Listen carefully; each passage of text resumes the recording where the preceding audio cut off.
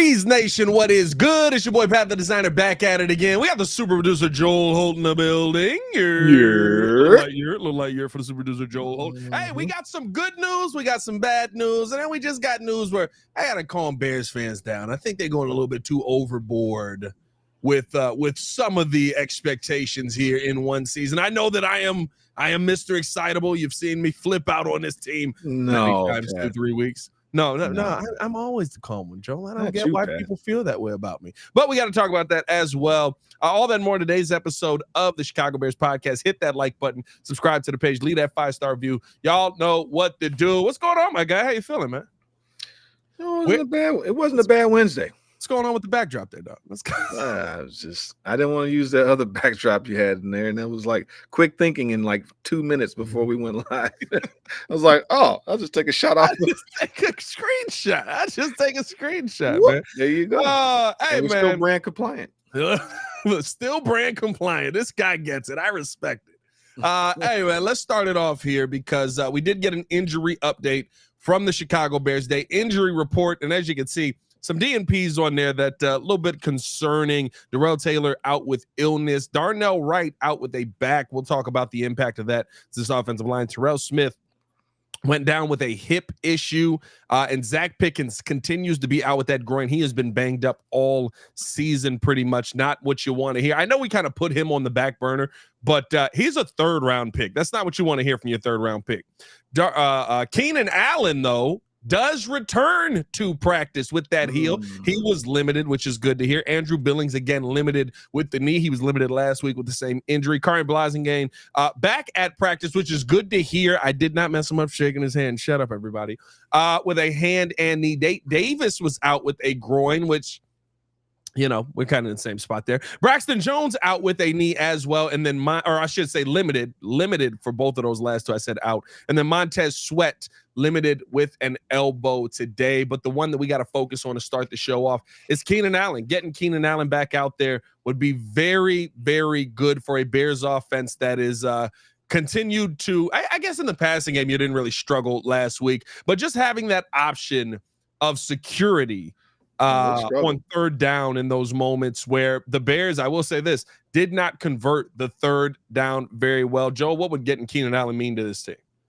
I think that surprisingly, we're probably going to get a situation where the offense actually gets steadied, barring, of course, we have offensive line issues. So we're having that safety valve.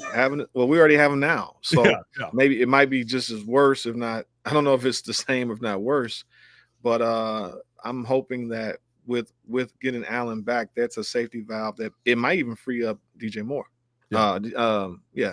So to me, it's more about as Caleb is getting better, and hopefully it's a situation where he's able to actually play, and he knows he probably has to run for his life. The more that he's been playing, and so I don't know if Shane Waldron's able to scheme a little bit better with the deficiencies of this line. So, but Keenan gives you a safety valve. It might end up still giving you some more. It might help everybody else out. Cole Kmet, and less of what Carter. DeAndre Carter. Yeah, less Carter. More with DeAndre Carter is kind of hilarious. I'm not gonna lie to you. It's just beef. I'm just saying, like, it reminds us of them. Remember we talked about last year when it was Tyler Scott was being put in the situation to make the big plays, and not DJ Moore being put in the position to make the big plays. Then when he comes up short, I mean, thank goodness we had pass interference calls and things of that nature to bail him out. But the main thing is, like, we want the ball in the playmakers, and their job is to get separation and do what they have to do. Yeah, no, 100%. And listen, to me, what getting back Keenan Allen does is on third down, and let's just look at the first half here. You were 4 for 12 for 33% completion on third down. Now, you are 3 for 4, which is good to see on fourth down completions, but 4 for 12 is just absolutely unacceptable. In the second half, you're a little bit better, 5 for 9 for 56% on third down, but this Bears team has struggled on third down all season. That's your third down option. That's your guy that can go out there, in my mind, and just be that security blanket. We saw that somewhat in week 1 underneath a little bit. And it'll be good to see him get back out there. At a minimum, the fact that he's limited this week, you feel like you're moving in the right direction because he's been DNP the last 2 weeks fully DNP, not doing anything at practice, on a bike, slow, working with the trainers to get himself back in position. But I think this is a step in the right direction for him injury-wise. And I do wonder, here's the problem though, right? We know it's plantar fasciitis. Is this the downturn of Keenan Allen? Because we've seen that, that the heat or the arch foot big. It is is it a heel or is it plantar fasciitis? From what I had heard and what Courtney Cronin said on the Chicago Bears podcast, he's dealing with some plantar fasciitis. Now there's varying degrees of that, right? There's like, it hurts every now and then there's like, hey, Joakim Noah, I had Asian shoes on or French shoes on, and now I can't run up and down a court on a consistent basis. By the way, speaking of we have 100 over 100 in the chat. 100. We ain't got the camera thing. We just gotta. Foul. Oh, maybe I just do this. Maybe I just flip through the camera. That's not bad. Zoom action. There you go. Zoom. How much does what's your name make? Right. Hey Joe, how much money does that guy Jazz? We'll talk about him as well on today's episode, man. Yeah. But no, when you get getting a guy like Keenan Allen back, I think it just stabilizes your offense. It gives you a little bit of that sense of third down conversions. The third down conversion for sure, but that sense of I always have somewhere to go that's safe. Mm-hmm. And I don't know if Caleb has had that confidence the last couple of weeks. And listen, he's still going to be under duress. Nothing's going to change. The offensive line is not going to magically improve. I do think that things were man, that's a great joke. That's hilarious. That's a phenomenal joke, Ram said Joakim was wearing the Air Jacques Vaughn. I'm looking pale. I'm in the basement here. I'm at the house. I guess that was a great joke. But no, I mean, listen, at the end of the day, having that confidence for a rookie quarterback, I think it just makes his life a little bit easier. Yeah, he's getting, and the thing is, he is getting better. I saw a very interesting take with Lawrence Holmes earlier, and he said, I don't know. Did you see it by chance? I don't watch that network up the dial. I don't like old white people telling young black people what they should Lawrence think. Holmes. He's the same. I just don't mess with the network as a whole. I mess with Lawrence. Lawrence cool people. I mess with anyways. My point. He said he broke down all 20. Bernstein. No, he's not with Bernstein no more. He's with Spiegel. I know. He was saying that basically it appears as if Caleb is actually starting to process. Actually, he's processing better or faster than the offensive line can even protect to do the things that they want to do. Oh yeah, like he can make the reads. He's trying to make. He actually can process. He's processing it at a point that it's really that the offensive line is literally stunting him from doing the things he would like to do. He said if he was able to get protection, almost 90 or 95% of his throws he could make, but he's always under duress. You want to know, and I mentioned this on the Morning Breeze this morning. You want to know what his numbers are with a clean pocket? And by the way, they're giving him 43 clean pockets Sunday. We watched the game. He didn't have 43 clean pockets. But based on PFF's numbers and all of that, it's about when you get the ball out, when somebody's about to hit you, when they don't take into account the offensive lineman falling on his back and for him about to hit you. But with a clean pocket on Sunday, Caleb Williams was 29 for 43 for 331 yards, 15 first downs, had a touchdown, and average time to throw 2.31. Ow! So that Tom Brady magic number of if I get the ball out in 2.5 seconds, after that, the sack's on me. He's killing that. He's getting the ball out quick, and yet he's still running for his life on every play. Dude, I was working on here's the thing, not to cut you off, but to think about how many plays he actually had to hold the ball with. So how quickly is he actually getting the ball out? Yeah. Because there's some plays where he's like 4 seconds in the pocket trying to get the ball out because he's running around. Yeah.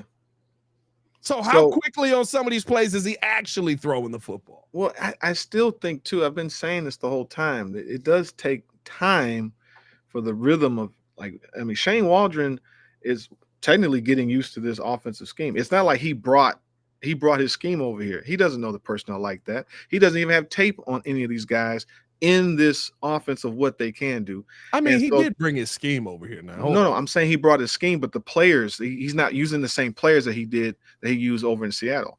The line has to still be cohesive. The quarterback he doesn't have the same line. I get that. It takes time. My point is that you cannot recreate real time pressure and defense and all these things. So I think that as they are still rounding into shape as an offense, it takes 4, maybe 5 weeks for this thing to work right. Now, what was interesting was I'm working on a graphic for the show, right? I'm kind of tracking Caleb's progress. Just for the heck of it, I looked up Trubisky's first 3 games, or actually his first 2 years, and I looked up Fields. You realize that Caleb has already thrown, he threw for 363. Yeah. None of them have thrown for over 360 some yards. I think in their first 3 games, no. Justin Fields didn't do it until like game 30. Yes, Trubisky never threw for 3 over. The highest he ever threw was like 340, at least for the first 2. 360 is a ridiculous number, though. No, I'm just saying. But as a rookie in his first 3 games, he's already starting to produce some things. Now, the point is that we think it's not the quarterback. He's exposing the line. Right. Before there was deficiencies in the quarterback. Now, giving Caleb another safety valve in terms of Keenan Allen is a great thing, because if Rome is starting to finally round into shape because his timing, his rhythm, that might actually free up DJ Moore, because DJ Moore still has 77 yards, I think, and 8 receptions last week. Yeah, DJ Moore still had 78 yards, had a nice game. I mean, you end up going to Rome more because Rome was being the least covered, or covered by the weakest DB, I guess, if you want to say that. But yeah, I mean, listen, it's I see Centel's comment, like, of course he threw the ball 52 times. Yes, he could throw 52 times and still throw. Oh yeah, you could throw not the yards. He could still be worse. He's still connected, and you start to see when he threw a couple of those dots that he threw to Rome. It's like he's starting to get. You see, like, he starting to click at the end of that 4th quarter. It's like if we could have got that type of play in the first 1 or 2 quarters, we're seeing him grow, and I'm excited. I think they have a chance in all of these games coming up. Even with this Rams game, they have a chance. Yeah. Now, hopefully, they just put it together. Hey, Crimson, shout out to you. That's all I'm asking. That's all I'm asking. No, that's all I'm asking. Right. Okay. So last year's I don't think it changed. I mean, like, again, y'all know I've said this multiple times. We're having the same conversations. Right. We're having the same conversation, which sucks. And I think that's what irritates me more about all of this. But now in having these conversations, can you have success? That's really what it comes down to. I've had 3 weeks of ranting. I can't rant about the offensive line anymore. Come on, rant some more, man. Go ahead. I can't rant about the offense, because here's the thing. At this point now, I'm picking on them. Yeah, I mean, I don't want to get the Shaq levels of, like, you know, you picking fun at somebody for being bad for so long that all of a sudden everybody's like, oh my goodness, like I didn't know what did Kevin Durant say? I didn't know the police could make fun of people. It's like, have you met the police? Like, well, I think I'd like to think that we're smart enough to see what's going on, not necessarily drink all the Kool-Aid, right? So we said the same thing last year. Justin needs more time. But also Justin does hold the ball. Like, we could separate. There was some separation, and there was scheme issues. Yes. So it was all of those phases. Now it sounds like I like what you said. You said Caleb exposed how bad the offensive line really was, because I was telling people all offseason, hey guys, this offensive line sucks. Hey guys, this offensive line sucks. And people were like, no, it's just Justin holding the ball too long. Justin hurt himself. The game he got hurt, the thumb injury. Holding the ball too long, should have got rid of it. Guys were open, 100%. Well, it's also. But I also was able to say that 2 things could be true. The offensive line did suck, and now you can't get no faster than how Caleb Williams is getting it out. At this point, he got to throw it out like Superman in the smug to get any faster. I've been saying this the whole time. I think Poles sacrificed the line to get his quarterback. It seems like we I got. think Foles believed He that believed that he was a little. If he believed the speed thing. if he could get it out faster, then it Yes. helps the line. Because I think he knows his line. Like that's why I'm not going to beat up Poles because you're still building a team. I'm gonna beat you up. But you go ahead and beat him up. I don't need to. I think that's my GM, and now I got my quarterback. And we'll and talk about that too. We'll talk about that too. I've been wanting all of that. Yeah. So yeah. I think getting Keenan Allen back is huge because it's a safety valve, and it only is helping in the development of Caleb. Because actually, that's probably what's going to end up happening is that he can do some quick strike stuff.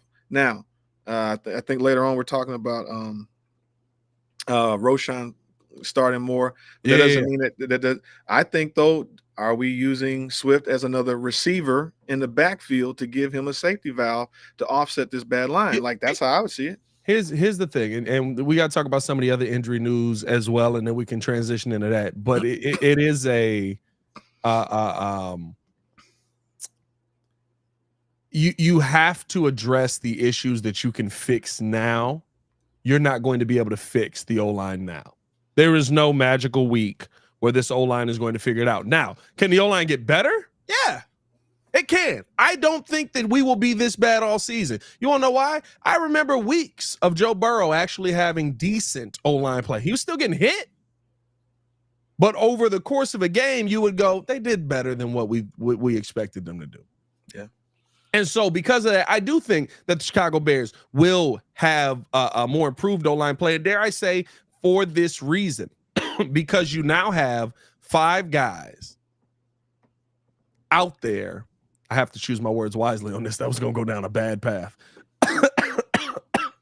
I now have 5 guys who care about improving themselves when I don't know if I had 5 guys that cared about that weeks 1 and week 2, where you had Nate Davis being in that starting role. You throw Matt Pryor out there. Matt Pryor's not great. I do think Matt Pryor gives a rat's you know what. I'm just hoping that they're so embarrassed that they actually literally like guys, we got to do something. The problem is this ain't a Disney movie, you know. But what I'm I mean? saying it's not a. This isn't a technique issue like Ryan Poles. It's a talent issue. You got bad talent. Well, I don't think all of them are bad. I just think that because you're only as strong as your weakest link. So we knew going in we had questions about the center and we had questions about Nate Day-to-Day Davis. Yeah. And to me, what's happening is now, again, this is almost like having Kyle Long on that bad line. And because he has to overextend himself, or is he doing things where now Darnell Wright is getting injured instead of to me, this is where Tevin being on the right side next to Darnell, I wonder if that makes a difference. I mean, because the running game looks so much better when the two of them were together. At least you had 2 guys on the one side that was strong. But how do we know that's not an overcompensation? Yeah. And now we got our first round pick from last year already hurt. And it's like, again, so, now you're talking about Braxton with a knee. And look, you said Kiran well, listen, you got some offensive line troubles here, right? As we keep this thing moving along. Appreciate y'all tuning in, showing love. We're gonna take a quick break, and then on the other side, you've got you said we got 200 in the chat though. Oh, we do got over 200 in the chat. Oh, that's the wrong one. Hold on. That is up 200. But no.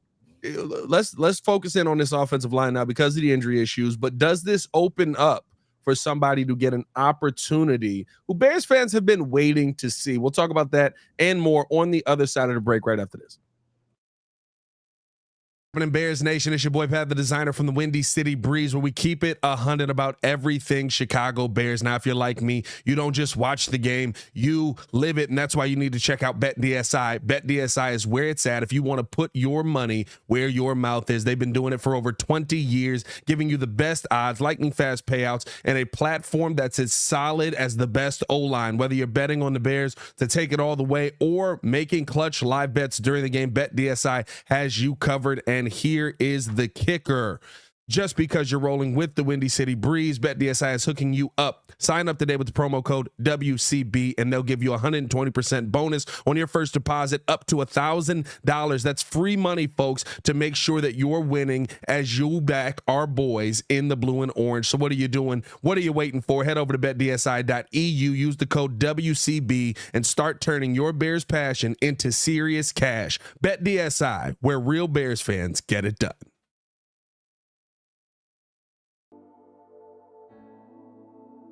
Appreciate you guys for tuning in and watching the show. Today's episode of the podcast is brought to you by Aura. Have you ever done a Google search on your own name? You'd be surprised what pops up. Your full name, email address, home address, health records, your relatives. It's all out there. And that's why I've been using Aura, the sponsor of today's video. Aura shows me which data brokers are selling my information and automatically submits opt-out requests just for me. Cleaning up my information not only helps reduce the amount of spam I get, but it protects me from hackers who could use that information to help them access my social media, bank accounts, and other sensitive information. It's really simple to set up. I don't have to download several apps or go to things like antivirus, VPN, password management, parental controls, identity theft, but you can get all of that in one place with Aura. I get everything at one affordable price as well. You may already have one or two of these tools, but not having Aura is like leaving the front door locked while leaving the back door and windows wide open. For you to be able to take advantage of Aura, we got a special deal for you here today. Stop data brokers from exposing your personal information. Go to my sponsor at https://aura.com/the Windy City. Again, that is aura.com/the Windy City to get a 14-day free trial and see how much of your information is being sold.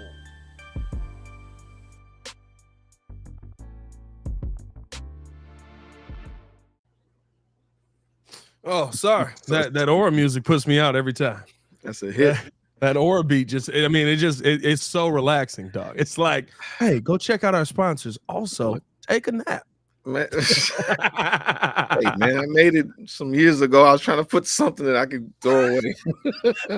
And we do got to redo that ad read because of the backdoor part of it. Every week we get somebody with a comment like this. Worry about that backdoor? Hey, Bellissimo. Yes, you should. Shout out to Bellissimo overseas, man. Appreciate y'all for tuning in, showing love. Hit that like button, subscribe to the page, leave a 5-star review. Y'all know what to do. If you haven't done so, 129 in the building, 44 likes over on the YouTube side, man. Hit that like button. Let's get over 100 likes. Let's get this thing cracking, man. If you're over on the Twitter side or the X side, depending on how you want to say it, hit that retweet button, repost button, man. Share this up to your audience as well, because we keeping this thing moving in the right direction, my guy. Let's keep the conversation going, Joel, because we got more injury news. But this may open some things up for the Chicago Bears to have to put a guy out there. Now, hopefully he's ready to go. But with the news that Darnell Wright was DNP, dealing with a back issue. That's bad. And that Braxton Jones was limited, dealing with a knee issue. You would assume that this would open things up possibly for guys to get moved around, possibly for Kiran Amagaji to get some run with those number ones. Darnell Wright being out is tough because you got to move guys around, you got to flip things over, right? But now you're really in a position where you're probably going, which is not a great thing to be going, ladies and gentlemen. Today, I would assume there was probably some Matt Pryor at right tackle and probably a little bit of Kiran Amagaji getting involved in that first team offensive line, because you're just at a limit of bodies right now with some of the things that you're dealing with. When you think about the injury issues that the Chicago Bears have right now on that line, is it time to play the young fella? Because losing Darnell Wright could be massive. Even with how bad he's played through 3 weeks, that could be massive. But at a minimum, it does open up opportunity. I start that man at left tackle and let him. Well, what if he ends up becoming the guy? That would be great. You got a 3rd rounder left tackle. You know, your loyalty was to Braxton, but I got hurt. I think that died this week when he was That loyalty died this week when he literally was just locking up with a dude that everybody was like, yeah, he's the backup. He ain't got to worry about him. And Braxton Jones just going the other direction. Yeah, no, you have to do something. Like, this is not working. I would start him. What do you have to lose? And I mean, we know that that was a good one. I'm just saying, like realistically, you do have to take into account, this guy had no offseason. He had no training camp. He's had no summer program. When I see him out there, I'm concerned because he doesn't have much of a lower body. You know what I mean? Like I want my offensive lineman to have that big legs, big body. I mean, again, y'all know I said it. Ryan Poles like the draft dudes that look like him. You seen Ryan Poles' legs? Yeah, I feel offensive lineman to you. I haven't seen it. I don't. I mean, first off, he wears shorts to everything, so you definitely seen it. Yeah, he's retired. It's different, guys.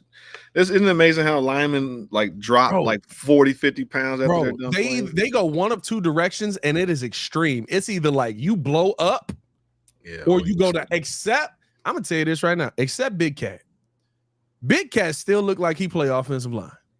As a large human, I've seen Big him. Cat. I gotta see if we can get Big Cat on the show. I ain't gonna lie to you, because Big Cat, out of all the 85 Bears, or 85, I'm 20, out of all the Bears you want from the previous generation, I want Big Cat, because Big Cat gonna be honest. Like, Big Cat, what you think of these offensive line? Let me tell you right now, with full smile on his face. Let me tell you right now about these dudes here as he sets his drink to the side. He's like, oh, all right, Joe, get out the way. Joe, you got the bleep button ready? We're going to need some boops. Yeah, him and Blake Brockermeyer back in the day. I think Krutz came a little bit later, but I think that was a Casey Bigman. 96? No, it was more like the end of, they're like 2000, like 2001. He was pretty much. Was he 99? Olin Krutz was definitely a 90s draft pick, right? No, I think Krutz was 2000 and everybody take a fourth rounder. No, I wasn't tweaking. He was 98. Oh, okay. 2 years. He played. I said he was a 90s draft pick. I'm thinking like no. This the thing with Joe, dog. Joe be like, well, I mean, I was close. Yeah, I was too. I'm born in 79. Am I 80s baby or a 70s baby? You're an 80s baby. Okay, so my point is that he came in 98. He really played. This ain't a baby. This is a full-grown human being that was attacking other human beings on a field. He was drafted in 98. Mike. My point is that you can't cut my mic. It's my time. You told me it was my time. You know what I can do? It was my turn. Oh, here we get out of here. I can turn it back on too. No, I think that if you're saying he's not ready, yeah, I would technically if he does have bad I'm not saying that he's not ready. I'm not saying that. I don't know. What I'm saying is, but that's still bad. If you drafted this guy third round and he's not, it's the program though. He didn't have an off-season program. He didn't have a training camp. He had nothing, right? No, Joel, 90 is between 90 and 99. Sorry. Great. That is great. What I'm getting at is that but you're overlapping of yes, when they play. It's about when you're a baby. If you're born in friggin', 98, like my brother was born in 99. He has no idea what happened in the 90s. Exactly. That's all I'm saying. But I'm saying that when they overlap playing, that's all. Yes, I think was a mid 90s pick, and then I think so he was there but I actually did some history of that. Krutz wasn't doing that good for a while. What do you say? I don't see no sacks allowed. Shout out Dan Tanner in the building. He said, what up, fellas? Joe, you're young as hell. I'm old 50. Give me a beat, by the way. I got bars like Pat. LOL, JK. Hey, what Tanner. Are you talking about, Dan Tanner? You got matter of fact, you give us some beats. Hey, me and Tanner. This October about to go crazy. You have beat give us some beats for the show. October about to go crazy. I got to produce everything. I got to make all the music, produce all the rap. Come, give me some beats, man. You didn't make yourself a background here. Here's what I want to say about. Here's what I want to say about the offensive line with Kiran Amagaji out there. You're not going to have a choice at some point this season but to try him out. Why not do it early when you're already dealing with the struggles? I would. That's my biggest point in all this. Why not do it now when you're already dealing with the struggles? When you're already dealing with question marks on your offensive line. At least if I got question marks on a rookie, he's a rookie. And again, he is a 3rd-round pick. That's somebody you expect to play. I have a problem with the fact that we're just glazing over Zach Pickens not being viable in his 2nd year in the NFL. Well, either he just don't have it. He's not shining. He's not stepping up. The thing is, too, like you said, I mean, you can always do a pitch count. I mean, if Kiran gets out there and he's not doing what he's supposed to do, then, you yank him to who would you start? I mean, you're starting. Well, there's nobody out right now. There's nobody out right now. Also, Braxton is. I thought you said he was limited. Like Braxton is limited. Braxton is still out there. He's limited. My thing is right now you're probably going to have to move some guys around on that offensive line. Do you possibly put Kiran out there at right guard? Do you possibly put Kiran out there at right tackle? He was a left tackle. Can he switch his brain over to the right? Yeah, I mean he's played that tackle position. You might have to get him out there now because the guy that was DNP was your right tackle. And if you're going to take a chance, I know what Matt Pryor is at right tackle. It's bad. He's not a good right tackle. He's not a good left tackle. He's okay at the guard position.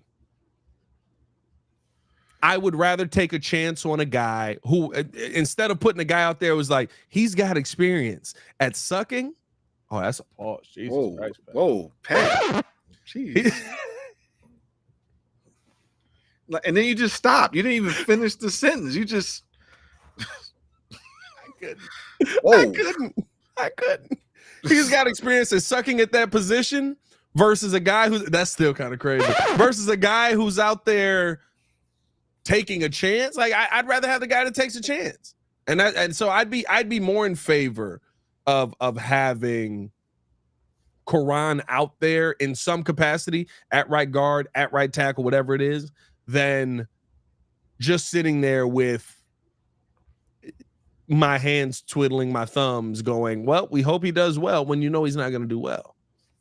Shout out to V-Dog. He said, yo, Pat and Joe, curious your thoughts on what Greeny said this morning. If the offense continues to struggle, if your polls keep Flus and just change out your offensive coordinator and online coach, no, not changing, not doing not changing nothing. You're absolutely not firing. You're just going to set Caleb back. Hopefully what ends up happening is Caleb outshines all of them and they all get the credit for Caleb just doing really good. It's almost like a Mahomes to Matt Nagy.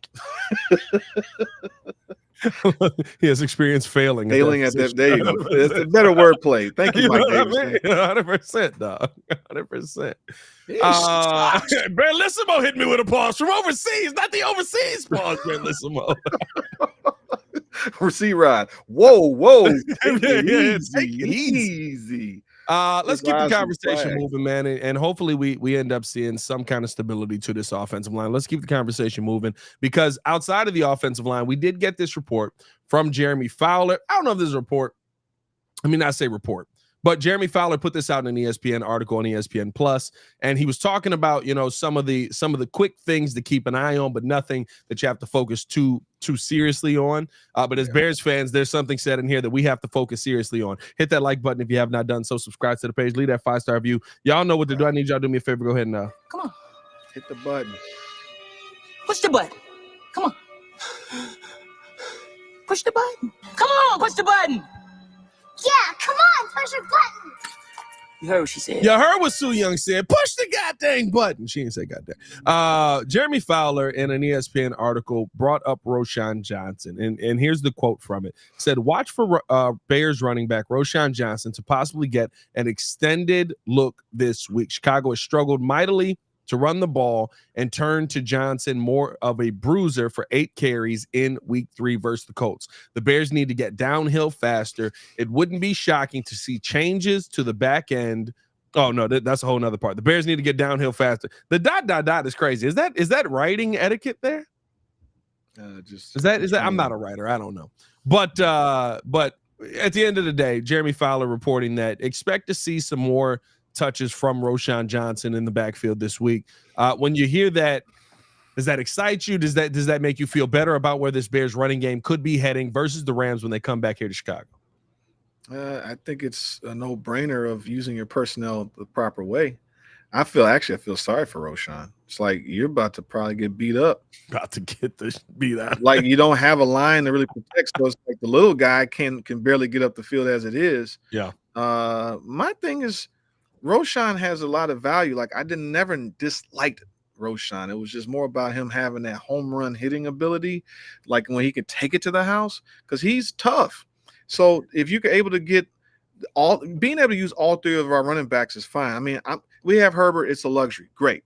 If we can recreate some Earth, Wind, and Fire type of situation like the Giants did, the problem is, though, the line is just – they're just going to be – he has enough to give you maybe 3 or 4 yards per carry, but I feel like he's just going to be beat up trying to get us some of those short yardage gains. But I think that's the kind of running back that he is, right? That's the kind of that is crazy. That's the kind of running back. You're that on he a roll, is. dog. Hey, it is what it is, man. That's the kind of running back to me that he is, though. And I think here's the difference. We always talk about you want that home run hitter, you want that home run speed, you want that fast guy to get out the backfield. We had to have that in previous years because we didn't have a quarterback that could throw the football.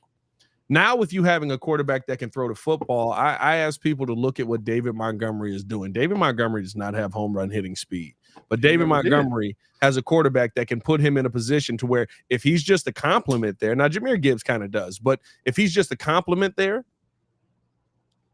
Jared Goff will put you in a position where you're going to get Roschon in a 3rd and 1 situation, or where you're going to get David Montgomery in a 3rd and 1 situation. Advantage David Montgomery, where you're going to get David Montgomery down in a goal line situation. Advantage David Montgomery, and that to me is what I want to see from Roschon here. And I think the other thing too that you have to kind of look at is Roschon Johnson's ability in that first game to just, I mean, realistically, have better vision. And what I mean by that is when you look through the tape, when you watch what DeAndre Swift was doing, there were times where the offensive line was absolutely just bailing on him and just basically saying, figure it out. You got to figure it you got to find where you're going up the middle. But there were also times where DeAndre Swift just didn't attack the ball the right way. There were times where he needed to press bounce outside. There were times he needed to press bounce up the A gap, and he missed his opportunities. He's not seeing the game well early on. And I think that's a double down problem when you've got an offensive line as bad as you've gotten. Yeah. What I'm hoping, what I'm envisioning in terms of just them moving down the field is that Caleb can at least get you like a 7-yard, a reception or pass, where now you're in these 3rd and 3s, and then Roschon is able to kind of grind to get to that. Now, whether he can break and go off, and get him a 30-yard run or tear like that, and that's my point is with the running back. I was hoping that he could turn into one of those like a lead back guy. So he's the feature back. He's a grinder.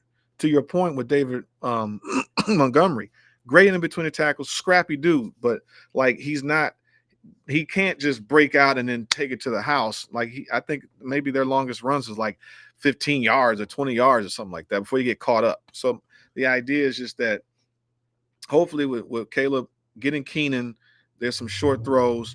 And the thing is, even last week, like the way they used Swift, I mean, he dropped two wide open screen passes. Yeah. You know what I'm saying? Like there were drops and miscues that didn't help, anybody out. So I think the idea is that I'd like to see them interchange and use their running backs a little bit better. I think that it's going to be up to Shane Waldron to call the right plays based off of the offensive line. And it sounds like we might, I don't know if the Rams defense is really that scary. So it'll be. They got some nice pieces still over there, but I mean, listen, it's a little toothless, a little long. I'm not. Well, you don't have Aaron Donald. That's a big tooth. That's a big tooth. That's listen, you basically missing your 2 front teeth. It's a big tooth right there. It's gone. Yeah. But no, I think here's my thing though. I'm not scared of the Rams defense. I'm scared of the Bears offense. I'm scared of the ability to get the run game going. I'm scared of the ability to and you saw something. And I'll say this: hearing from Jeremy Fowler that you're going to see more out of Roschon Johnson, it excites me for one reason and one reason only. Because that has to be a Matt Eberflus decision. That's a head coach decision. Matt Eberflus, great defensive coordinator. I'm willing to say great. This defense looks ridiculous. I think our defense is really good. I don't know if it's that top tier, put fear in God type defense that we've seen in They around the don't look at half the field.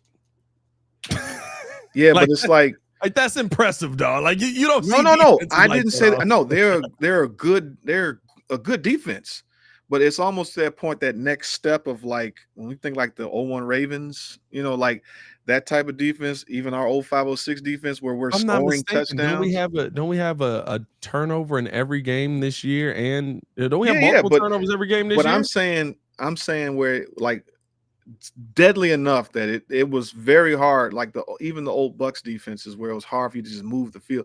Like we're getting tired to a point because our offense is not sustaining drives, and so they're always out there. So they're really good if you keep them fresh. But after a while, too many possessions with the defense on the field, they're going to get tired and they're going to get worn down, and that's what we don't want. And so, our defensive line is good. I don't think it's great. Our secondary is really good. Our linebackers are good. I'm not gonna lie to you. I'd push back how Andrew Billings is taking a step in the pass rush. I think he has been phenomenal through 3 weeks. He's been one of the top guys, pass rush win rate in the NFL. Javon Dexter is absolutely the 3 technique that you're looking for. Dexter's you good. Get Montez Sweat with his first sack of the season. Everybody's like, "Oh, he finally got one." Yeah, well, he's been getting double and triple teamed on every play. It's good to see him finally get one because now they have to avert their attention to somebody else. Like, I think that to me is more important than anything. I would say that you have 3 out of your 4 pieces on the defensive line. I didn't think you had that coming into the season. No, my point is that the defense is good. We need the offense to help them out so that they're not always out there, because as long as that defense is there, we're in every game. The issue is, can we sustain drives? Can we scheme a little bit better? Is Caleb getting better as he's taking these strides? And it's more about getting all of our pieces back. I mean, we lost. Now we got Keenan back, but half the line is gone. And then we have, it's like we need everybody in place. So to be able to get our trio of receivers, I'm very excited to see how that plays out. Cole Kmet, he had 10 or 11 receptions. Finally had that breakout game, and the game that you need to see from him, a more consistent game. Got him involved. I know JT Sullivan, not a big fan of him when you watch the tape breakdown. He be trashing Cole just for existence sometimes. I'm not gonna lie to you. I used to call him Stonehands. I wasn't really a fan of Cole, but listen, Cole he's warmed up. He's warmed up. No, we're so used to new tight ends. Cole is a tight end. He's a Jason Witten-ish. Yeah, you know what I mean? He's a tight end. He is not a wide receiver. You know who is the wide receiver? Gerald Everett. I could do without. I hear you on that. I hear you. Yeah, I mean, I like what I'm getting out of Cole Kmet. What I hate that I'm getting out of Cole Kmet is this dude can't block to save his life. Jesus Christ, let's stop that. We don't need to see that ever again. Like, hey, lie too late too out there. He's got some pass rush ability. Who we gonna put on him? First round pick, by the way. I just think that first round pick, by the way. I'm just saying, there's a couple first rounders out there. Anyways, my point is like I'm hopefully we're still in the phase of the timing, the rhythm of the coordinator. Caleb's getting better. You're getting Keenan back there. This is their preseason, so to speak, and it just sucks because there's at least they should have never lost that Colts game. I can understand the Texans game, but even they were in that game. But they were supposed to win these, so that set you up for these wins. I don't want these wins. That loss is going to hurt later down the season. But hopefully they're getting better, ramping up, and now we're starting to see some stuff. But I mean, we have to be cautious of our expectations, because it's like they could lose this game just as bad as they lost the last one, because the offense is still clunky. 100% is absolutely an opportunity for it. I like this. I like this. That's all he is. Kmet, there's no H in there. Kmet, solid AF. That's all he is. He's not great. He's solid. But I think we're to a point where everybody got to be a superstar in people's minds. I need teams with solid. No, because you can. I think you gotta have solid. No. You can fall in love with Kmet just as much as like how Pittsburgh's tight ends were. Heath or no. They had the way they use their tight ends. Big guys, they catch here and there. Not Fryer move. I'm talking about the popular ones. I'm talking about with the Roethlisberger era. Like The Breeze Nation knows what I'm talking about. But the consistency. What we want is consistency where Kmet, it's like he wasn't hardly in the passing game here and there. Even last year, it's like if you can get him 5 to 10, targets, right, and he can at least get you to 50 to 60 yards with a touchdown. Yeah, Heath Miller. I knew I was right. Yeah, Heath. Heath. That's what I was thinking.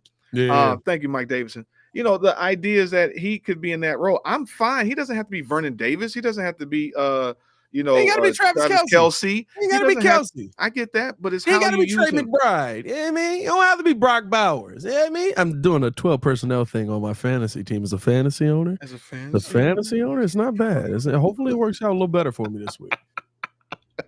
Yeah, but my point is just that it's fine. What we want is establish an identity for this Bears offense finally, right? Yeah. And then have consistency with it. So we know that we have a tight end that should be able to get some yards. We have a number 1 in DJ Moore. We have a safety valve in Keenan Allen, and then we got a deep threat with Rome.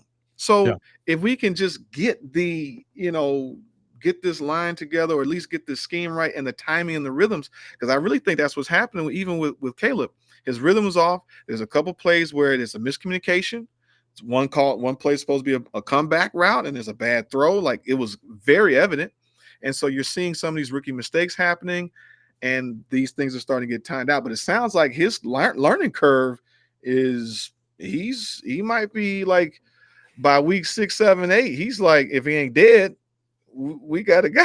I don't think anybody in the building is worried that Caleb is the problem, which is a good place to be. The problem is they are worried that the guys protecting him are the problem. Yeah, which is a bad place to be. I mean, what I would hope is that we finally got the quarterback. Them 5 dudes up front, though.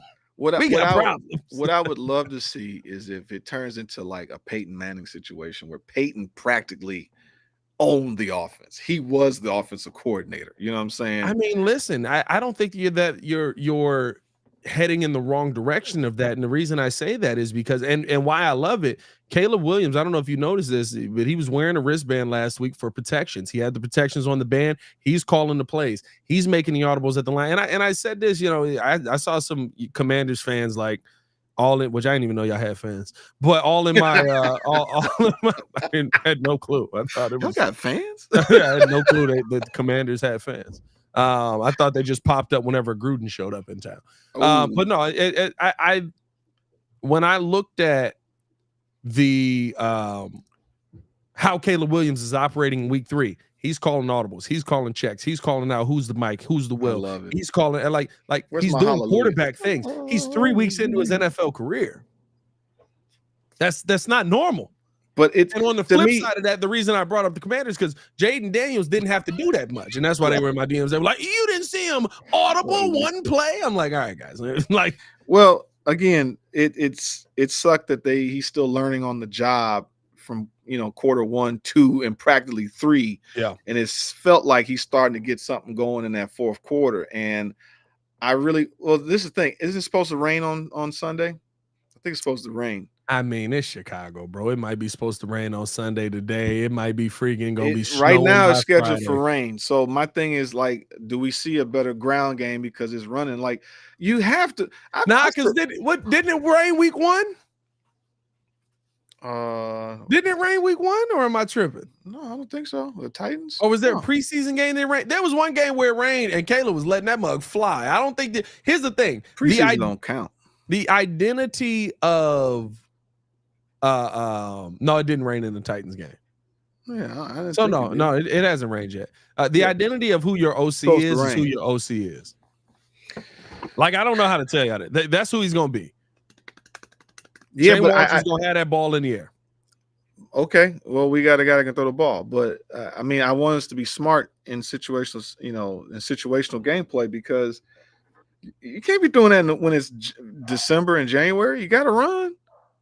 Let's just say that's cap, though. That's not cap. That is cap. You have to be able to run the ball. You want to know why? You want to know why?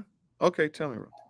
Because I watched Aaron Rodgers throw the football all over this Oh, here we field go. in December and January. You I like a watched broken record. I watched Kirk Cousins throw the football all over this field in December and January. I've watched many quarterbacks come in here in December and January and slang that pill. It's only in Chicago that we go, can't throw the football in December and January. You're 100% right, Pat. You know why? Because we're so used to bad quarterback play. That's what I'm saying. We have to run the ball. No, we like you can't run the football in December and January in this stadium, and then Aaron Rodgers walks in, throws it 40 times. He's got 480 yards. Yeah, but I'm saying our season's usually over by December. We're never really playing in January. So it's like it gets this is true. More so December than anything. When it's negative, whatever, because January sucks. You got that. If you host 2 games at home, right?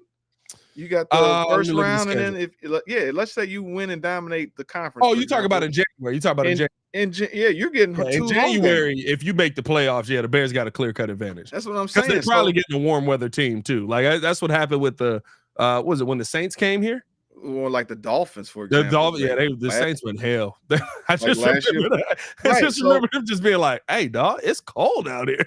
Yeah, I'm just saying that, like, either way, you just want to have a balanced attack, and hopefully we can have the run as well as with the quarterback getting better, and just not getting him set up for injury, but we can run, we can control the clock, and then we have a really good defense that this could be an amazing team. Now, I will say this to finish out the season, a lot of dome teams to finish out the season. You got the Vikings, November 28th, probably not getting snow November 28th. But if we get a real December, we ain't got a real December in a minute. No, that December that smack you in the face. We ain't had one of those in a minute. Bro. But you got the 49ers, December 8th. You got the Vikings, the 16th. You got the Lions. Jared Goff hate the cold. He can fake it all he wants. He hates playing outside. Yeah, he got spanked last time. You got the Seahawks December 26th. You got the Packers January 5th. They a cold weather team. Yeah. You're right, because I bought this wonderful snowblower. I mean, it's got the heaters on it. It's got the lights. It's got the gears. I can do the rotary turn. Like, the thing is cold. How many uses you got out of that? 2 reverses. Hey, bro. How many uses you got out of that mud? Like 4. He thought I got my snowblower. I got like 6 uses, dude. And it's literally because I had to like break up uses because I was like, oh, I'm gonna go get my neighbors because she old. I'm gonna go get my neighbor over here because he old. Yeah, I mean, I'm gonna hook up the neighborhood with it real quick. I literally was like, oh, they ain't got theirs yet. Let me go back out here and get it. I was literally just like, I'm using this snowblower this year, dog.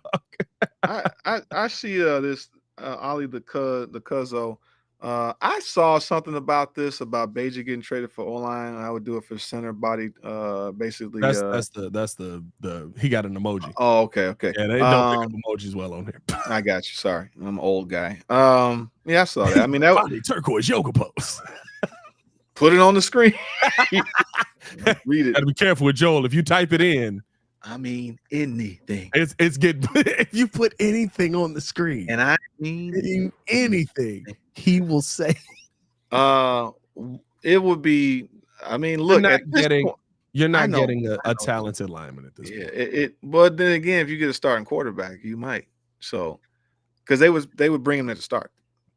But who's trading for Tyson Bagent as their starter right now? Well, actually, let me stop. Like, who's trading for him in week 3? But it might be for next year. Well, no, there's some teams that may be trading for him in week 3 because there's some teams the quarterback is bad. If you're the Panthers, maybe. If you're the Giants, maybe. I'm Ron Burgundy. I mean, Miami's the one that's the one that popped up, right? It was Miami. I mean, who else has some average quarterback play? I doubt I would see Miami do that. Like Joel Holt. I don't think that Miami would be in on that because here's the thing: Tua's going to play. We don't want Tua to play. We feel like it's not a comfortable situation to see that young man go back out there and risk injury again. He's going to play. Jaguars, no. Cleveland Brown, nah, they're not doing that. Cleveland ain't doing it. Not unless I found.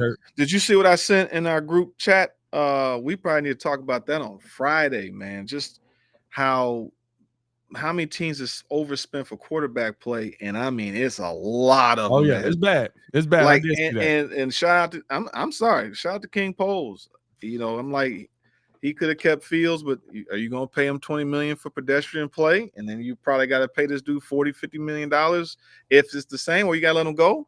You know what? I'm glad you brought that up because I think people are – unfortunately, we are at a point where if you criticize anybody, that means that you hate this person and they are the devil and you have to fire them all. And I need to calm Bears fans down. My fury at Ryan Poles for attacking or not attacking the offensive line in a way that I think is acceptable for a rookie quarterback does not mean that I want Ryan Poles fired. Does not mean that I don't think that Ryan Poles is still a good GM. The head that the crown wears is heavy. And when the head that the crown wears is heavy, that means that there's going to be some decisions you're going to whiff on, you're going to miss on, you're going to not make the right decision on. And we've seen that. And we've also seen Ryan Poles bounce back multiple times from those different situations. Yeah. Right?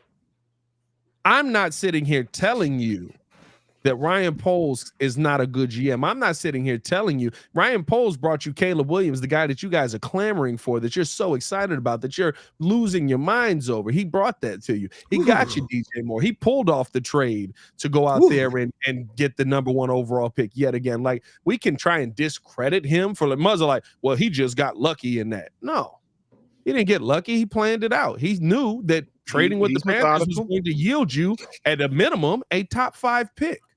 Yep. Guess what? It yielded you the number 1 overall pick. Now, did he gamble between 1 and 5? Yeah, but you knew they were going to be 1 through 5. Exactly. You knew they were going to be dog water. Well, and the thing is, that's what I'm saying. Like, I think he knew he was up against it. He's like, look, I got a chance to get one of the best talents to come out in a long time, and it lined up for him. I'm going to have to sacrifice to get this quarterback, and we're going to fix this line. So he can still – But here's the problem. You could have fixed the line this season, and that's where I'm speaking on. Where? How? Where outside what? You want to Jackson Powers Johnson? Joel, if you trade back from 9, you could have not only had I'm asking. Well, okay, if you trade back from 9, you could have went out and got your center. But you was jumping for joy that we got Rome. I'm the only one that didn't want Rome. I'm like, let's get us some linemen in the defensive end. Joel, I said the whole time, go back, trade back, and get Jackson Powers Johnson. I was getting criticized for saying take him in the first round. You all jumped for joy when we got Rome at 9. And I was like, all right, cool. But I'd rather listen, it's a good get, but at the same time, you still knew you needed offensive line play. I also said, hey, trade back into this second round. You got that Carolina pick next year. Move on from that Carolina pick next year. Hey, I was with. I mean, like I the whole time I was literally saying, let's go get offensive line. You went out and got Kiran Magaji in the 3rd round. I was like, all right, that's kind of a guy. I mean, I was happy about that, but I really wanted us to move in the 2nd round to get 100%. But I think here's my thing. We're at a point where if you criticize somebody for missing, that means that you hate everything that they do. I don't hate Ryan Poles. I think that Ryan Poles is a good GM. I think that Ryan Poles has done a lot for this Bears team to make them more relevant. I think that there's some decisions that he's missed on 100%. Guess what? That's called win all in every decision. That's called being a GM. Yeah. He's had some misses. I mean, Chase Claypool's a miss. Chase Claypool is a miss. He couldn't sign Larry Ogunjobi or whatever his name is. Well, I mean, he got saved on that one. He got saved on that one. That was about to be bad. Larry Ogunjobi, is he still in the league, dog? I thought he was on Pittsburgh if he's still around. That was gonna be bad, dog. Yeah. 30 years old. He would have still been under contract right now. He would have been in the last year of his contract. He has not recorded. He had 3 sacks last year. He had 1.5 sacks the year before. He had 7 that 1 year. Yeah. Yeah, I mean, that's tough. But I think at the end of the day, I can disagree with my GM's decisions and still like the decision that my GM, or still like the position that my GM has us heading towards. The Bears are absolutely heading towards having a better team. They're absolutely heading towards having a solid quarterback. I don't know if he's going to be the cat's meow, but I hope so. It's pointing that it's going that way. It's pointing in the right direction. In week 3, he's got 363 yards on 55 passes. Yeah, but he dropped back and he completed 63% of them. And it was exactly he was hitting like it wasn't 40. It wasn't 40%.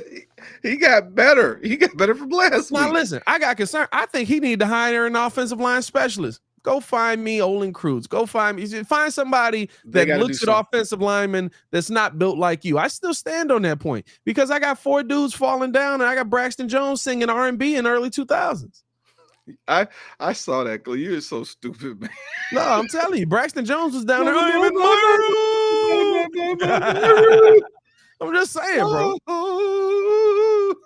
But it does not mean that I am out on Ryan Poles, that I'm done with Ryan Poles, that I think that he's a terrible GM. I think he's made some tough decisions that we have to live with, and our rookie quarterback is going to pay for them. What we want, what I would want is that Bear fans have an objective look. It can't be so reactive. It can't go from, I mean, clearly in the heat of a moment, you're watching the game and your blood's boiling because you're passionate about this game, right? But at the end of the day, can you step back and look at it? Like, this takes time. And for me, like, I've been watching this game for a long time as well, right? And it's like I've seen some of this stuff play out, not just in the Bears, but just overall for the overall NFL. And so we have a rookie quarterback. I've seen it where they have these moments and it clicks for them later on in the year as they're starting to figure it out. And we have a quarterback like that. Now, we had some missteps between the coaching, the scheme, the offensive line, like all of these things, all this gumbo of making this offense or this team win. And, you got to make this stuff hopefully work out and they, come together. So we'll see what happens against the Rams on Sunday. And I like this comment. I like Poles, but if the QB is ruined because of line issues and bad coaching, do you still like Poles, Pat? No. That's the job. No. Roddy's been coming after Poles the whole time, though. Wait, which is fine. Listen, I'm fine with you being out on. But here's the thing. You're assuming Caleb's ruined. Was Caleb ruined in week 3? No. Or did Caleb look better? You're assuming that Caleb Williams has fallen off of a cliff. Right. You're assuming we're heading towards that path. We ain't there yet. If we get there, have at it. It's free reign. Foul. Shots fired. Yeah. But let's get there first. My problem is the now. My problem is not what could come. It's what's happening on Sunday. What's happening on Sunday is Caleb Williams is getting killed. That's my problem with Ryan Poles. Yeah. That's my problem with our GM right now. You did what many GMs in the past have done. We got the quarterback, and now what are we going to do for him? Well, we probably need to protect him. Nah, wide receiver. No, I think it's what I said the other day. He might have he overvalued some of the linemen, and so now 100%. It's a glaring issue of like, all right, he gets the ball out quicker. Looking at what we looked at, we think that we can roll with this line. We're gonna we'll take a red shirt this year, and they might have a whole new offensive line by next year because they're not set up to sign Tevin Jenkins, right? So I mean, listen, they said he got to get to week 13, 14. Tevin's still healthy. No. What I'm getting at is that he's not technically. Well, they didn't say that. We said that. Right, but my point is we got to look this up. Braxton Jones is still on his rookie contract. The only one that costs him some real money is Nate Davis. So and you'll be moving on from him next year. Right. So you could essentially, with the money in the cap and the draft picks coming up, they could essentially rebuild their whole offensive line based off free agency and whoever's out there. We got to see who's going to hit the market. So Caleb can't develop an IR. He's not on IR. He's not on IR. If he's on IR, then we had that conversation. Guess what? When we had that conversation, we're going to cook Poles. Yeah. But I can only cook you for things that have happened. Well, this is the thing. Keenan Allen hopefully gives you a safety valve. There's some bailouts. There's some things where Caleb might have to get real creative and until this line gets better. So it's up to Shane and Caleb to figure this stuff out. Like, look, just when you feel the pressure, and then we got a safety valve. Again, let's see how Swift can do a chip block and then come out on a wheel route somewhere. But then you also got, you got Komet, or we got some ends, or we got a little slant or post route because you have all these guys. No, there's no slants coming. You're not. No, there's a slant. Yeah, I called slant I called a post route, and I got my post route last. Yeah, they give you a post route. You ain't getting no slants though. I'm just saying quick. I'm talking about quick strike You ain't stuff. getting no slants. I'm just saying that we got guys that we have enough. Like this is not like we're at want for talent in past years for the Bears. Like you legitimately have 3 starting receivers. You have a starting tight end, and you actually have 2 running backs because we got a grinder. Actually, we got 3 running backs. So like, well, you got 2. I mean, but Herbert is still, when you give him a lane, I he was can counting run. Khalil Herbert. Roschon is tough, and we still got Swift. So I don't know if that's a running back right now. We'll see. We'll see what pans out. He got 68 yards on the season. Yeah, I gotta get out of here, man. I gotta eat. Yeah, man. We appreciate y'all for tuning in, showing love. Hit that like button, subscribe to the page, leave a 5-star review. Y'all know what to do, man. As always, for the super producer Joel Holt, it's your boy Pat, the designer, back at it again. We'll be back tomorrow morning for the morning breeze. Y'all stay safe out there in Chicago. Brad down, one love. Let's hope that this thing gets itself sorted out, figured out, and all that good stuff, man. Peace.